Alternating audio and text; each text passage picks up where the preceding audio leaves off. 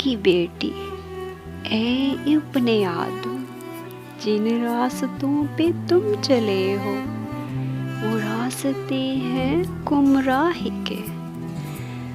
तुम जिसे अपना दिल बहला रहे हो, खेलते हो एक दूसरे से, फकत मोहब्बत की आड़ में ये हविस की चाहत, ये जिस्मों की शैतानियत। फकत मोहब्बत किए जा रहे हो। खेल है ये जिस्मों का, बीच दो दिलों के खेलने का। जिस भंवर में तुम फंसे हो, तबाही की दलदल में धंसे हो। सुनो ए पागल,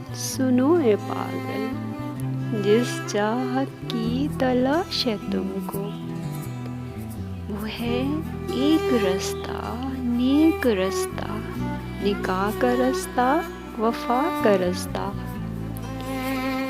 संवार लो जिंदगी, अभी भी वक्त है, अभी भी वक्त है।